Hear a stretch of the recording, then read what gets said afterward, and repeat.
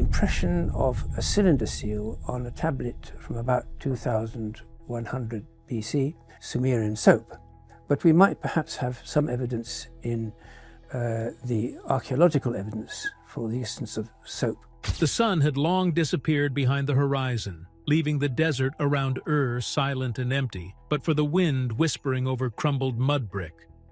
A small team of archaeologists moved carefully across the site, their flashlights slicing through the darkness, illuminating the jagged outlines of what once had been a thriving city of gods and kings.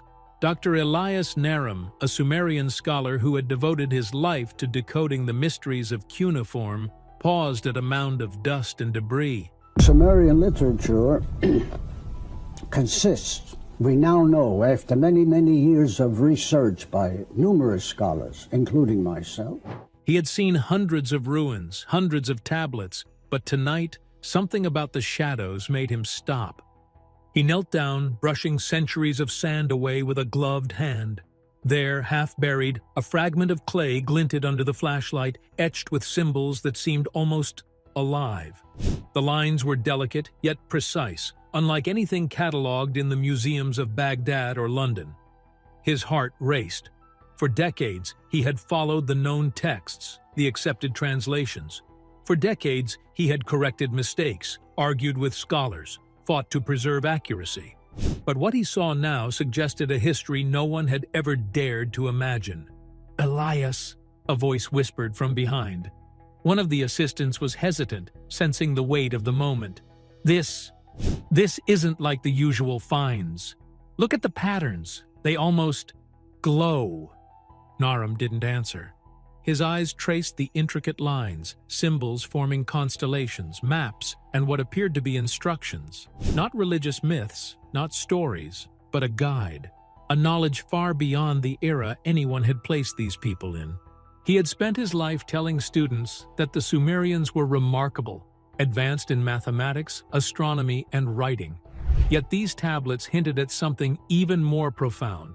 A civilization aware of things modern science had only begun to scratch the surface of. Something almost impossible. Weeks later, back in his cluttered study, surrounded by stacks of tablets, some no larger than his palm, Naram stared at a translation that made him tremble. "We got it all wrong," he whispered to himself, his voice shaking. "Everything we've been taught." His hands hovered over the tablet, as if it might vanish if touched too soon. He realized that previous scholars had interpreted Sumerian writings as allegory, myth, or religious metaphor, but the language was far more literal, precise, and terrifyingly advanced. The text described beings called the Anunnaki. Scholars had dismissed these as deities, symbolic representations of human ideals, but Naram's painstaking translation revealed something else. They were visitors, orchestrators, beings capable of genetic engineering. Humanity, the tablets claimed, was not a natural evolution, but a project. The lines were clear. We had been guided, cultivated, perhaps even modified. He leaned back in his chair, trying to absorb the enormity of what he had uncovered. How had history been so utterly misunderstood? Centuries of excavation, translation, and interpretation, and yet no one had truly seen the story. It was as if the entire academic world had looked but not seen. Days turned into weeks as Naram worked tirelessly, deciphering the tablets piece by piece. The deeper he went, the more disturbing the truth became. The texts didn't just recount history, they recorded events, astronomical alignments, and genetic experiments. They described tools and mechanisms that defied the presumed technological capacity of the era. Star charts were drawn with astonishing accuracy, mapping planets and systems that would not be observed until millennia later.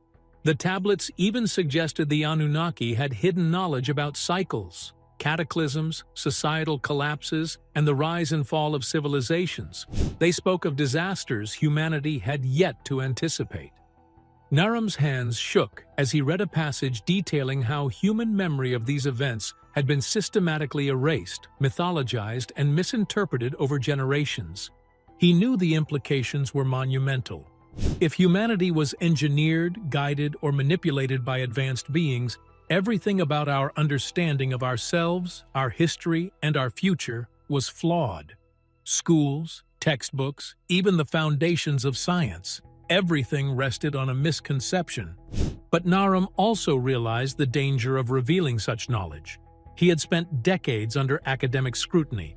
Skeptics would call him a fanatic, conspiracy theorist, or fraud.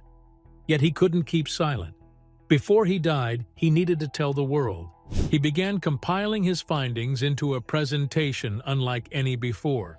Tablets, translations, and photographs of the artifacts meticulously documented. He mapped ancient Sumerian cities against modern satellite imagery, highlighting alignments that defied chance. Rivers, mountains, and ruins formed precise geometries, suggesting knowledge of geography that should have been impossible at the time. One tablet in particular haunted him. It described a being taller than a man with intelligence surpassing ours, guiding early humans in agriculture, architecture, and language. Genetic experiments were detailed, coded with care, implying humanity's physical and mental capabilities had been enhanced. As Naram translated, he felt a chill. The descriptions aligned uncannily with modern DNA anomalies, gaps in human evolution, and sudden leaps in knowledge throughout history. He presented his work cautiously, first to a trusted circle of historians and archaeologists. Many recoiled, uncomfortable with the implications. "This is science fiction," one scholar said, gesturing to the tablets. "You're reading myths as literal fact." Naram countered calmly, showing charts, cross-referencing astronomical events, and decoding inscriptions that had previously baffled experts. The data was overwhelming. The resistance only fueled his determination. He knew this was a tipping point. Either the world would begin to understand the truth, or it would continue in ignorance, blind to the reality hidden beneath layers of sand, stone, and deliberate misinterpretation.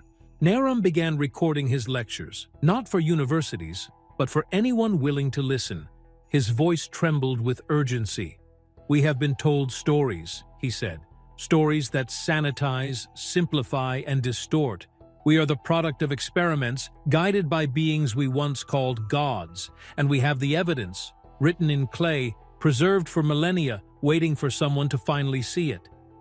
He recounted how Sumerian astronomers had charted Venus, Mars, and Saturn with precision unmatched for centuries. They understood celestial mechanics, planetary alignments, and cosmic cycles in ways that would not be rediscovered until the 20th century. And more than astronomy, their records spoke of engineering humans for resilience, intelligence, and adaptability. The realization was staggering. Humans, we had been told, were the pinnacle of evolution, products of random mutation. But the tablets suggested we were designed, crafted for a purpose that had been hidden in myth. Every epic, every legend, every god's intervention could now be reinterpreted as a record of real events, of beings who shaped the trajectory of our species. The more Naram shared, the more he noticed connections to the modern world. Advanced technology, ancient maps, inexplicable structures buried beneath deserts, all hinted at a continuity of knowledge lost and regained. The implications were terrifying. The past was not just history, it was instruction, and if ignored, humanity risked repeating mistakes, disasters, and cycles we barely understood. He knew the public would resist, clinging to comfortable narratives, but he pressed on, warning that denial carried consequences. The tablets contained warnings as much as revelations. Cycles of environmental collapse, societal upheaval, and moral decay mirrored in both past and present. Humanity's survival, the texts implied, depended on understanding origins accurately, not mythologizing them. One night, as Naram worked by candlelight, he realized the final truth. The Anunnaki weren't distant ethereal gods. They were architects, scientists, and observers. And humanity, while remarkable, had inherited a history of oversight, misinterpretation, and selective memory. The experts who had dismissed the tablets were not protecting us, they were unknowingly perpetuating ignorance. He recorded his last lecture with a trembling hand, speaking directly to anyone who would listen. "Before I die, You need to hear this. History as you know it is a shadow. The Sumerians were not primitive. They were the keepers of knowledge, recording truths that we have misunderstood. We are not merely witnesses to their legacy, we are its continuation. And if we fail to understand it, we risk losing everything that makes us human. As he finished, Naram felt an overwhelming sense of responsibility.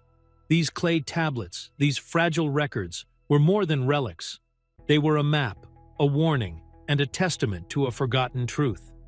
Humanity stood at a crossroads, unaware of the path it had traveled and the hands that had shaped it.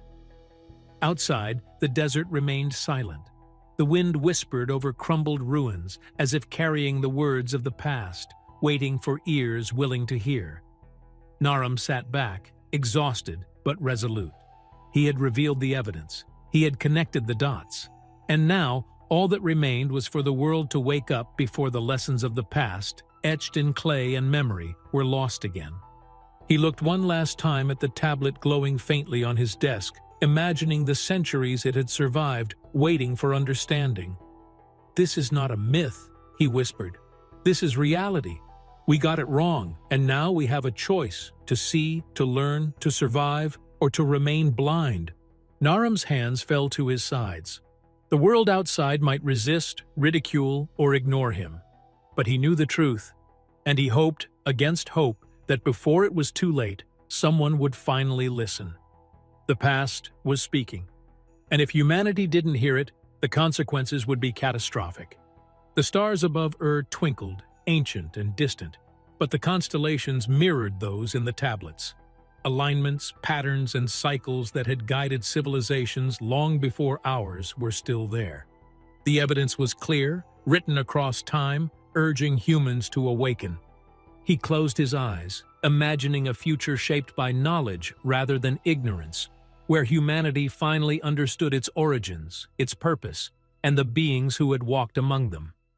He whispered a final plea to the world: "Before I die, you need to hear this.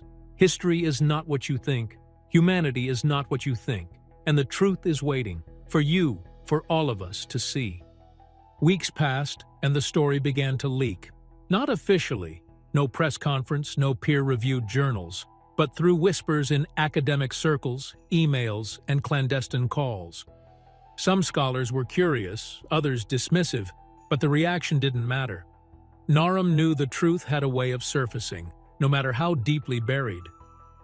One evening, a knock came at his study door. A young archaeologist, trembling but resolute, handed him a satellite map marked with symbols that mirrored the tablets.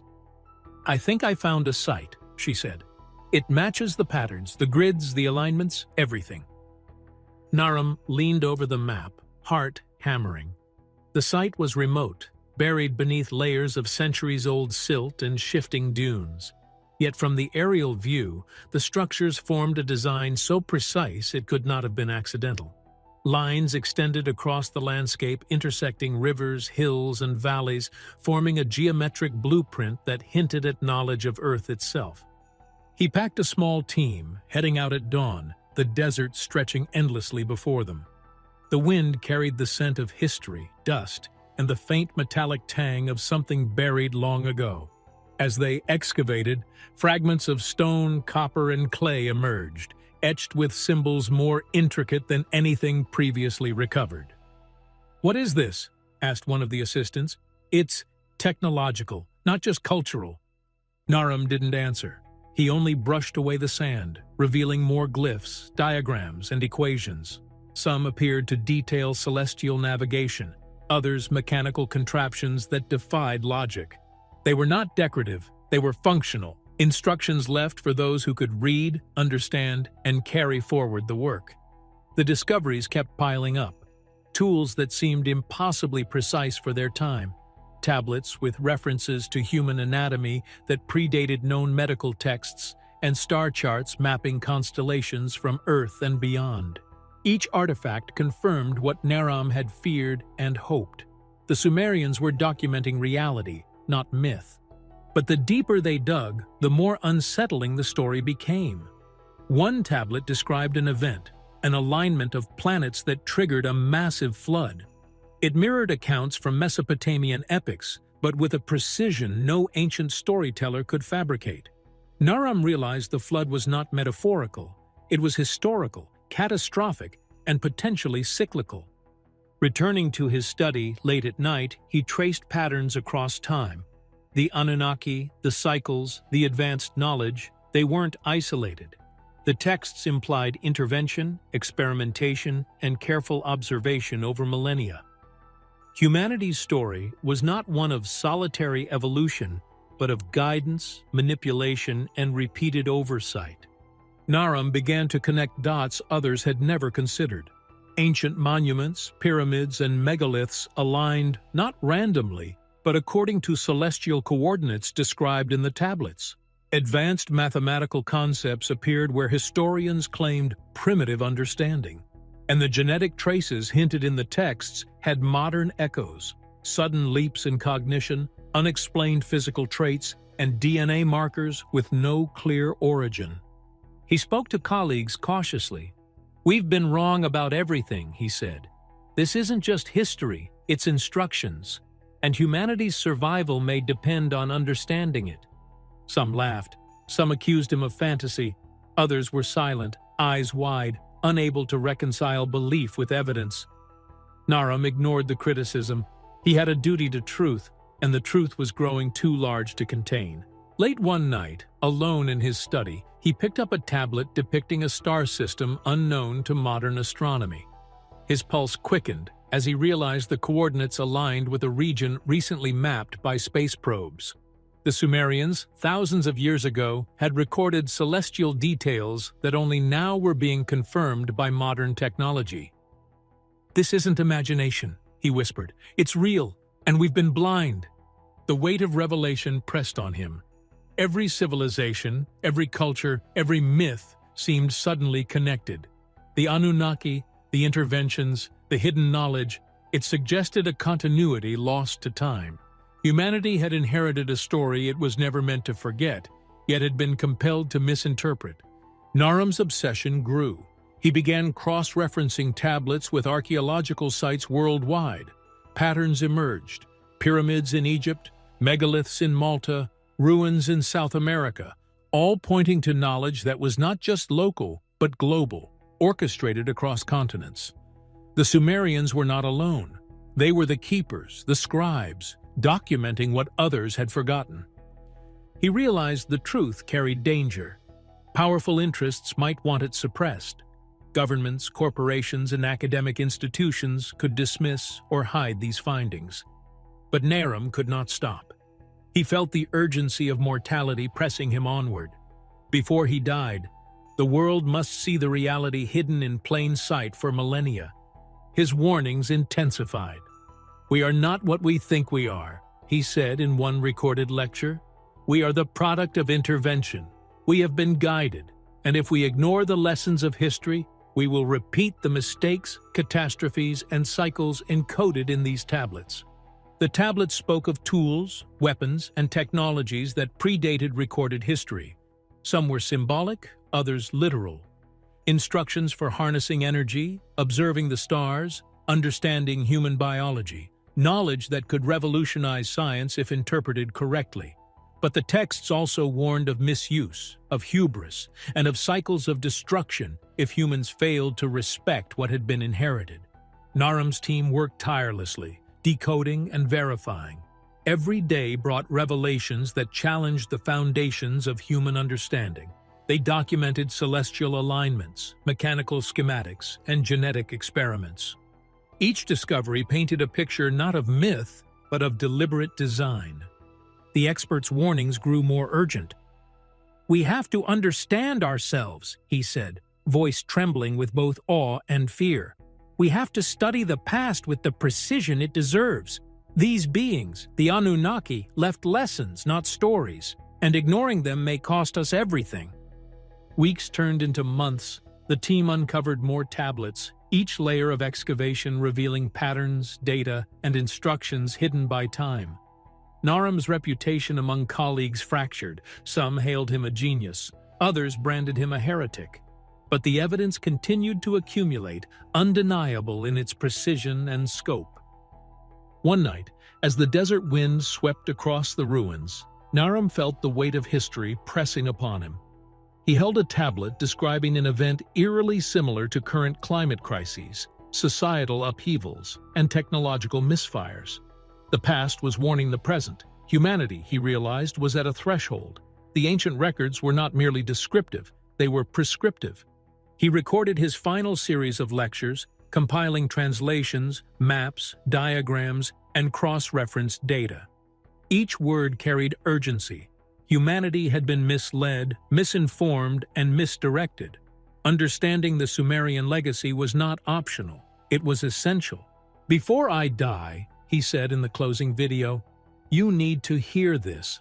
Every myth, every legend, every story of gods and heroes is a fragment of reality.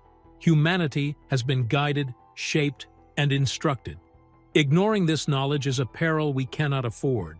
Study it, understand it, or be doomed to repeat the cycles history has tried to teach us."